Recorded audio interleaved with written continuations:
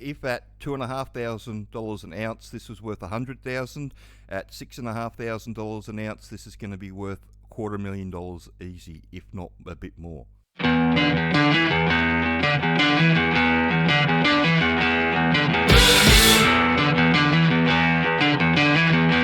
It's Andrew here from Underground Training, and in today's job hunt and mining information video we get to say congratulations to Alex that got his job after having the issue with the medical with the first job that he went for. We're going to talk about the high gold price and have a look at an old ABC story to give you perspective on how big this current boom is, and we're also going to look at the two different ways that you could possibly make some money out of this gold boom. One way is with a pan and the other way is to go and get a job. But first off, let's just jump over and have a look at the gold price. It is well over $6,500 an ounce at the moment. If you want to go and buy an ounce of gold down at the Perth Mint, it's going to cost you $6,700 or more. And yeah, it's a significant price. And at this price, they are, it's crazy, this boom. And I just want to jump over and just show you this video from the ABC. We actually covered it about 2.5 years ago. I used it in a video that I did on green just to show the way the mine's moving and all that sort of stuff. But I just want to take a listen to what they're talking about a couple of years ago with the prices, just to give you a bit of perspective about where the money is now with everything and how much money these gold mines are actually making. So let's hit play and have a listen. Enormous economic benefits. Each giant truck that roars up from the deep underground workings carries lucrative pay dirt. The current buoyant gold price, around $2,600 per ounce, means... So this was 3 years ago when the gold price was $2,600 an ounce, and now it's over $6,500 an ounce. So keep that in the back of your head. Each is hauling more than $100,000 of gold. So if at $2,500 an ounce, this was worth $100,000. At $6,500 an ounce, this is going to be worth $250,000 easy, if not a bit more. This mine and the one down the road, the Costerfield operations, employ over 1,000 Central Victorians, spend $50 million a year on local supplies, and pay about $90 million in wages. So it's a significant operation, and they're ramping up again. They've been advertising, they're looking for people. There's not enough people around. And if we come over and we have a look at our map of Australia with all our gold and copper mines on it, you'll see that mine that we looked at is down here in Victoria, but you can see all the gold and copper mines around the country that are actually looking for people. And if you come over here and you type underground into Seek, you'll see all the many jobs come up. And you just have to scroll through that to have a look, and we'll have a bit more of a look at that later. But I just want to jump over and have a look at this article next. So there's two ways that you can take advantage of this boom in gold. One way is to do what this guy's going to do, and I followed him on YouTube for a number of years now. He's got a good little channel. He does gold prospecting and some high banking in the Victorian gold fields, and I've been saying for a long time now that, you know, it's a good old-fashioned gold boom where you can pick up a pan and you can go and make some serious money with a pan. And he's just proving it, that he made over $1,000 in just 3 hours with a pan in Victoria, and that's totally doable at $6,500 an ounce gold. Now, so that's one way you could do it. You could go and pick up a pan and jump into that and go and have a go at detecting or do whatever you want to do that way. The other way you could do it is to actually go and get a job on a mine site. So if you want to go and get yourself a job on a mine site and actually go and earn some money and not have to worry about picking up a pan, this is the other way that you'd do it. And there's jobs all over the country. This is a quick video on the career pathway through. Yes, the twin boom jumbo operators do make serious money, so those guys are making anywhere from $2,500 to $3,000 a day at the moment. How do you get there? You start off as a nipper, a truck driver, a diamond driller, offsider, AGI operator, or even pace crew and service crew. The companies are that desperate for people that they're putting some of our guys on as pace crew and service crew, even though they're not entry-level jobs. The reason is because we do a full course in our training on service crew. So if you come down here and have a look, you can see that that's the service crew course here that you get part of if you do the DIY or the 3-step plan or the work ready. So it goes into great detail about what you have to do with service crew, and that allows these people to just jump in and start straight away on a service crew type role. Now the money with all this sort of stuff is going to be going up.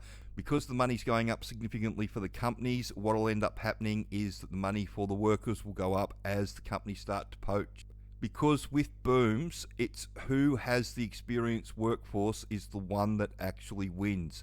If you become a training mine in the middle of a boom, you're going to make money, but you're not going to make as much money as you can if you had experienced operators in there. The reason why is that when you have to train people up, they cost you a lot of time and money, and you don't make anywhere near as much money as you would if you had experienced people. So what ends up happening is a few mines, a few of the larger companies or the owner operators take the decision to ring fence their labour by increasing the wages. And this has happened in the past, and what ends up happening is that you get a couple of companies that are paying $10, $20, $30 an hour more than the other ones, and so everybody wants to pile into those companies, and the other companies just become training companies.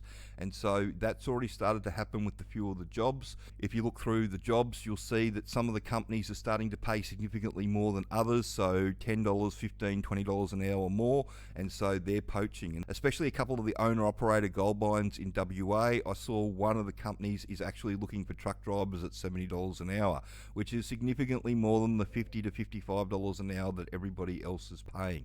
So, but that's just a really good example of how that works. If we come over and we have a look at the rest of it, so we need to understand what employers are looking for. They want people that they can throw in the deep end on their mine.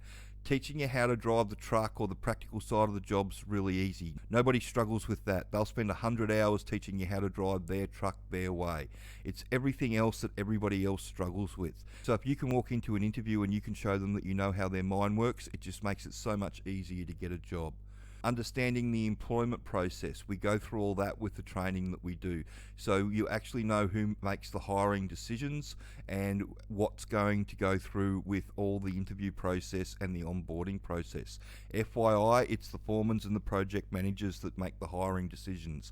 HR is there to facilitate everything, but it'll always be the foreman or the project manager that decides who gets hired and who gets fired.